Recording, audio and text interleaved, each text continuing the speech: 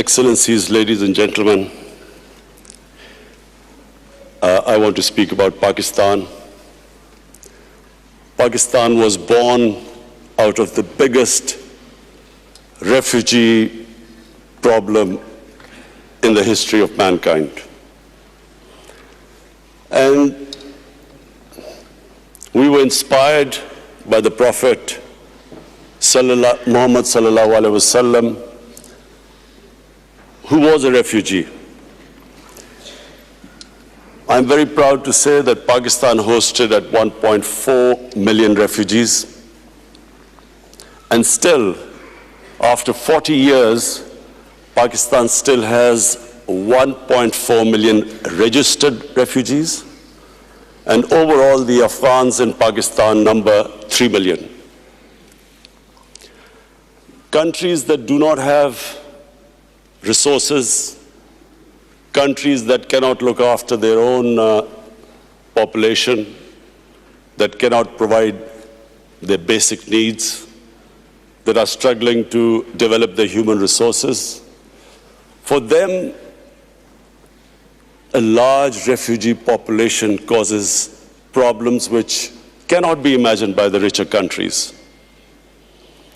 I see the European countries struggling with the refugee problems. I see the emergence of the right wing, which cashes in on the public distress faced by the public because of lack of jobs. They cash in on the refugees. So we in Pakistan have been through this. 4 million refugees, and today almost 3 million refugees. A country where there's massive unemployment. We know what we go through. As a Prime Minister, I can tell you that we face daily problems where our people want jobs, and clearly the refugees can become a target. But I'm very proud of my people, the way the people of Pakistan have hosted the refugees, the hospitality shown to the refugees for over 40 years. But the main point I want to make here today is that prevention is better than cure. We must all try and prevent people from becoming refugees. Pakistan is, and again I'm proud to say, we are trying our best now in the peace process in Afghanistan so that the refugees can go back with dignity. And we are praying that this peace process now succeeds.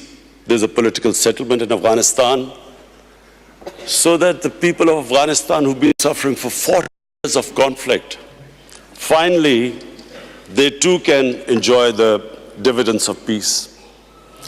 Mr. Secretary General and High Commissioner, one of the things I especially wanted to come here and point out, and I do want to tell the whole world that they should be aware of one of the biggest impending refugee crises about to take place.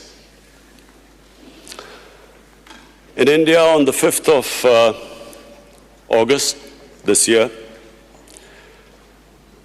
Indian forces laid siege to the people of Kashmir. Since 5th of August, 8 million Kashmiris have been literally shut inside.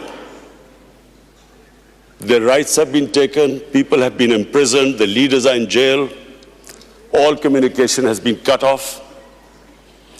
But the most important thing which the world needs to understand is that the professed aim is to change the demography of Kashmir from a Muslim majority to a Muslim minority.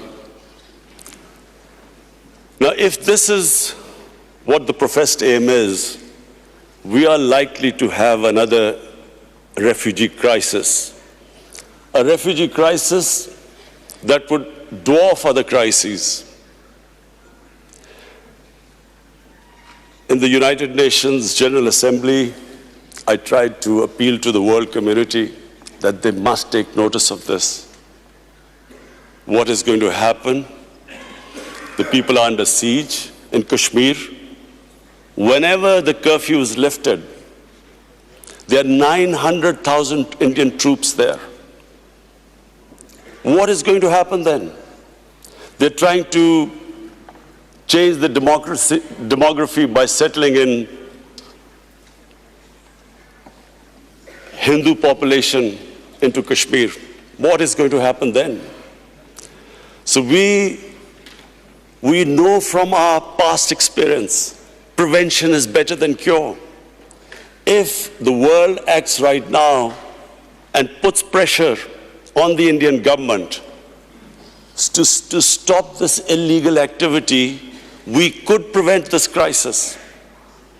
But we all know once a crisis starts, once there is a crisis, we all know that it's, as we know right now, as we know what is happening, as we know what is going on in Turkey with the refugees, we all know that it's very difficult, it's complicated.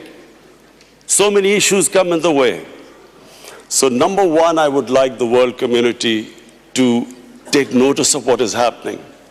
We in Pakistan are not just worried that there'll be a refugee crisis. We are worried that this could lead to a conflict between two nuclear-armed countries. And so the Secretary General of UN is sitting here. I'm looking forward to inviting you to Pakistan in February when we host the refugee conference there. But I would really appeal to the world community that this is the time to take notice. Secondly, there is another thing happening in India. In Assam, the government has passed a Citizen Registration Act. What does that mean? That means that every citizen has to prove their citizenship. This is what happened in Myanmar. Before the ethnic cleansing of Muslims started there, they were all supposed to first prove their citizenship. This is what is happening in Assam. Some 2 million people, mostly Muslims, are now required to prove that they actually are citizens of India. And according to one of the Indian ministers, the same act will, by 2024, will be all over India. So, along with this act, there is another law just recently passed, that from Pakistan, Afghanistan, and Bangladesh, any minority that is persecuted can find citizenship in India. That means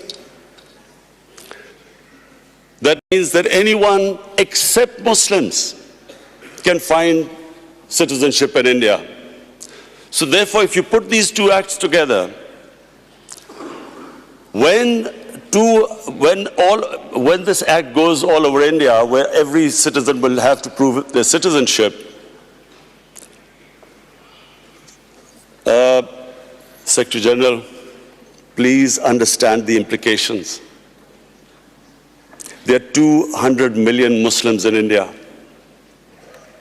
So anyone who cannot prove the registration will be deregistered as a citizen.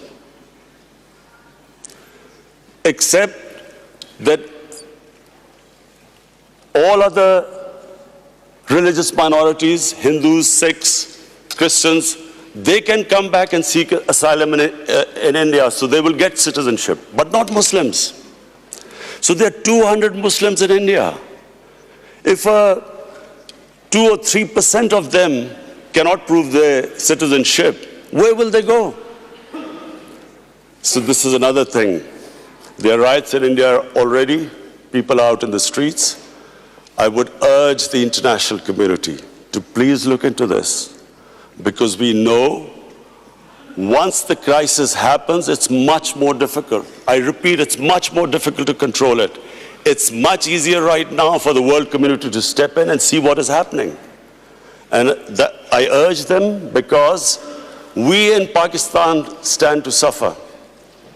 As it is a country that is hosting 3 million refugees, a country which is trying to develop its own human beings, provide them the basic necessities, our country will not be able to accommodate more refugees. So I especially came here, Mr. Secretary General and High Commissioner, I especially came here that this is the time for the world community to take notice. What is happening next door can have consequences, can have an impact on the refugee population of the world, which is unprecedented.